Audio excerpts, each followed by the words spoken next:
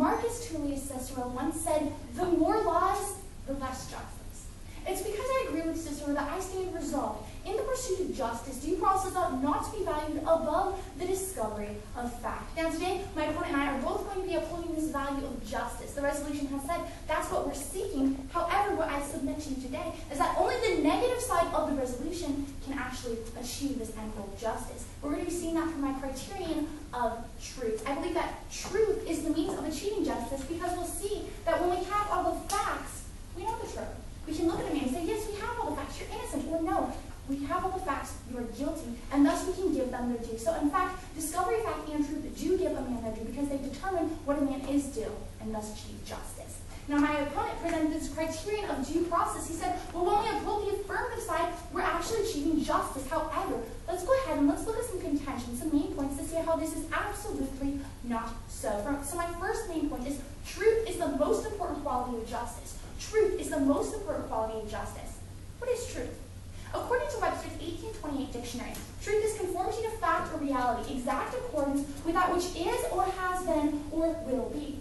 So at this point we ask ourselves, well, what is truth? What does that have to do with justice? I believe that when we have the truth, we can achieve justice. Let's take a look at what a court system without truth looks like. Jerry Hobbs spent the last 5 years in Lake County Jail charged with the prison of his daughter Laura and her friend Crystal. Recently he was let go because DNA evidence facts found at the site actually said that it wasn't him who committed the crime. He spent 5 years in prison because truth was not found out. We can look at other cases such as Michael Morton, who spent 25 years in prison for murdering his wife, or Raymond Towler, who spent 29 years in prison for sexually assaulting a child he had never seen. Yet all of these men were innocent. They spent decades of their lives in prison because there was no truth. Second contention. Criminals escape justice through due process. Criminals escape justice through due process. So how does all of this relate to due process? Why am I bringing up truth? Well, I believe that if we were to go back through every single one of those cases, we would see a common theme. All of those men went through the due process system. They all received what my opponent would say is a fair trial. They all had a jury. They all went through every single step of due process, and yet they were still all convicted. They were still all unjustly sent to prison for decades. See, due process didn't get the job done. Due process did not lead to justice. The system we have now punishes innocent men like these. Yet due process also allows the guilty to walk free. How so?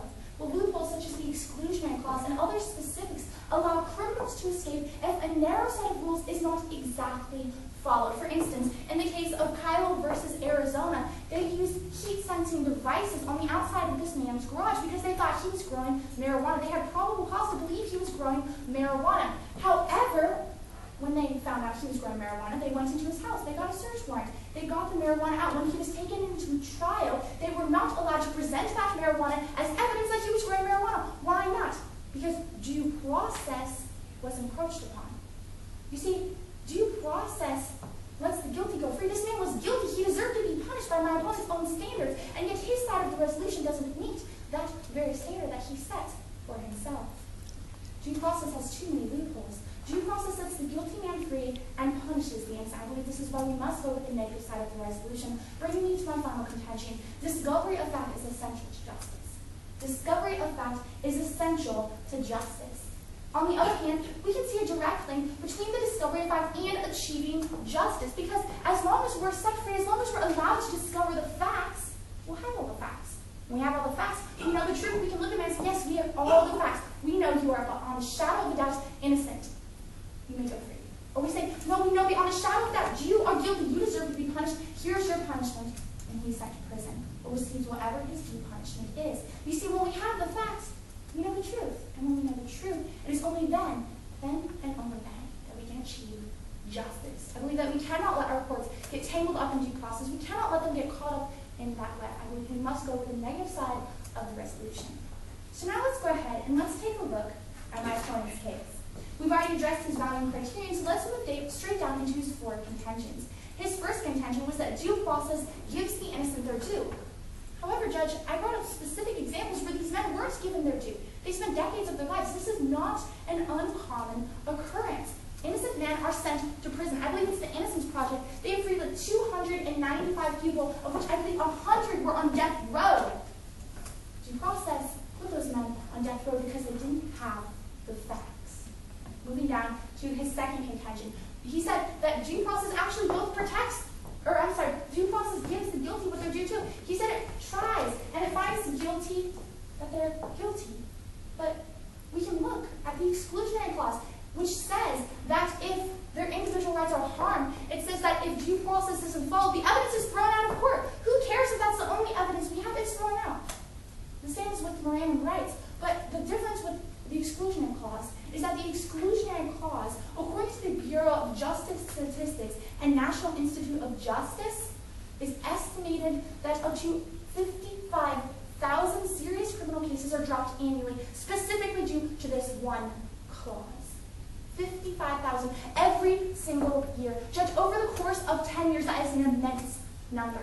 We can't let these criminals just escape, specifically due to this one clause. That isn't even considering the other parts of due process. I believe due process does not give the guilty their due. It does not protect the innocent. As my opponent said, rather the exact opposite is true.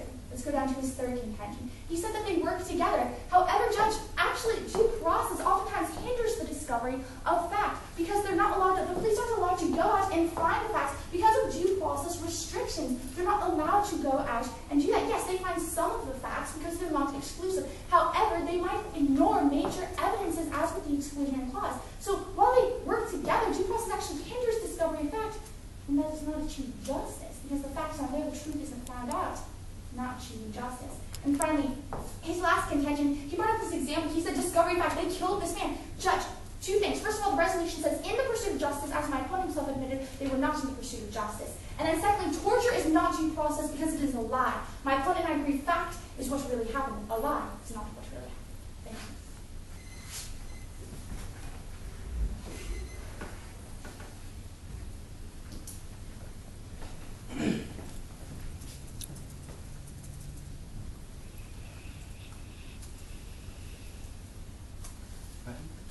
Timer? Yes. All right, lost again. Moving straight down to the flow. Now, your value in today's playground is justice, like yes. mine. Excellent. We have the same value of justice. Yes, and yes. you agree with my definitions, am I not correct? How did you define justice? We're new to everyone is. Yes, I did. Did you agree to all my definitions in your speech, or did you not? Well, I believe you only define justice and due process, correct? Yes. Oh. And ought.